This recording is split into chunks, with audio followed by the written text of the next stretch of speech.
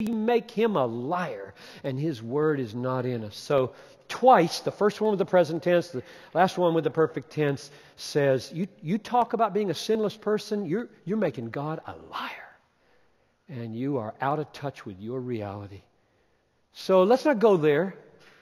Let's try to understand chapter 3. We'll get there. What does he mean? Don't go on practicing sin if you're born again. And yet he says, you say you haven't sinned or don't sin, you are a liar.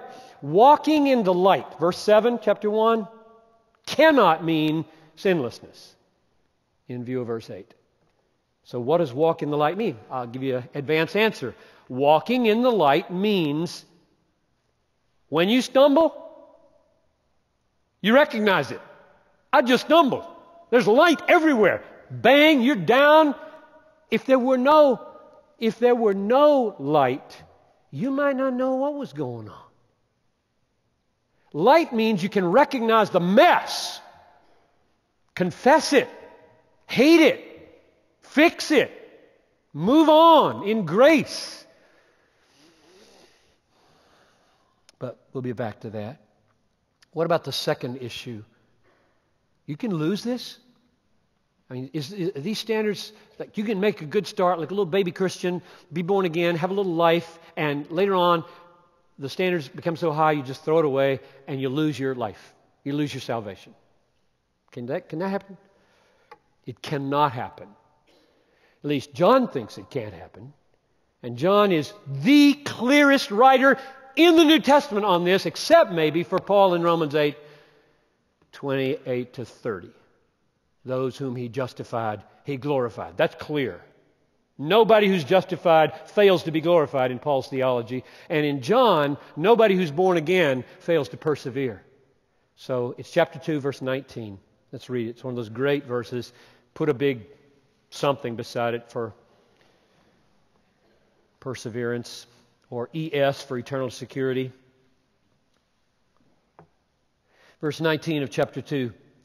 They went out from us, but they were not of us. For if they had been of us, they would have continued with us. But they went out, that it might become plain. Wasn't plain before. They just sitting in the pew, hands raised, looking like everybody else. But now it's plain. 3 things John makes clear and protects us from. Number 1, those who seemed to be born again, forsook the faith, were never born again. That's what he means when he says, they went out from us, but were not of us. They weren't of us. They weren't born of God. We are of God. We thought they were of us and God. Now they have apostatized and thrown it all away and renounced His Messiahship and talk about perfectionism and have created another faith, and they are not born again. They never were. The second thing he protects us from in the second half of verse 19 is to say that those who are truly born again will persevere. It's not just a negation. There's an affirmation here, verse 19, second half of the verse. If they had been of us, so if they were truly born again, they would have continued with us. When Jesus says in Mark 13:13, those who endure to the end will be saved, He doesn't mean endurance merits salvation. He means those who have salvation show it by their endurance. That's what John says here. If they had been of us, they would, that's perseverance, they would have persevered. Perseverance is the sign of being born again. Born again people persevere. Nobody loses his salvation. It doesn't happen. Third, when they go out and make final and decisive shipwreck of their faith, it becomes plain who they are. And that's probably why it happens. God mercifully exposes people.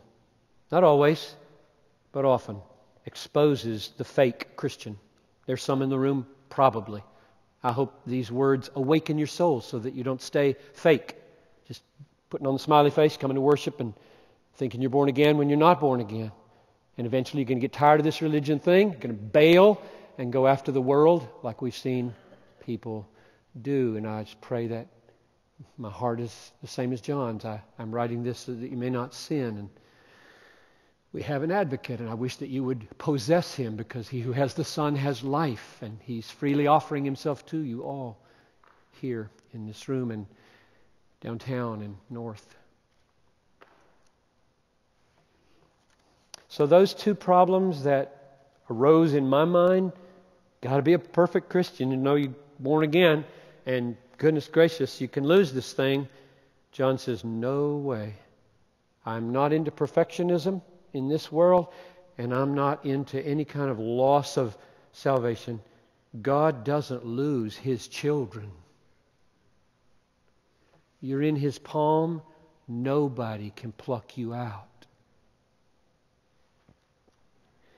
I said that to a woman one time here 27 and a half years ago after my first 3 weeks here. And she said, yeah, but you jump out.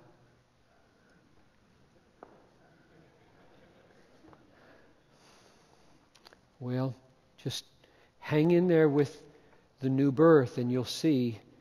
I hope you see it right there in 19.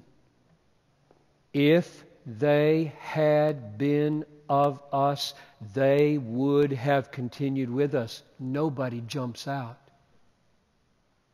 God keeps us.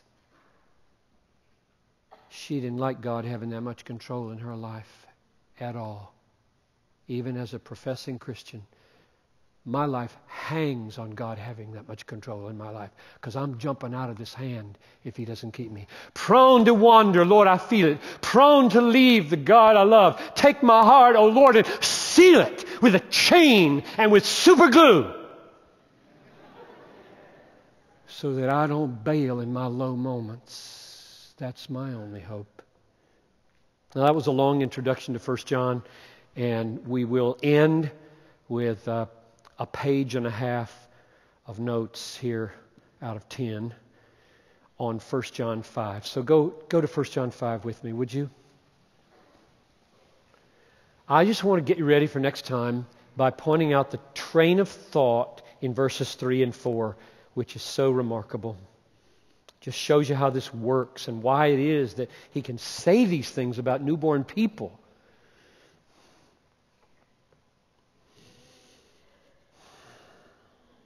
There are 3 links in the chain of thought in verses 3 and 4 of 1 John 5.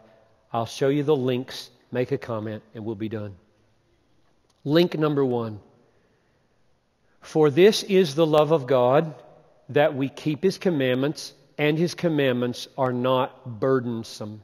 So link 1, loving God expresses itself in obedience, which isn't begrudging and burdensome, but joyful and free.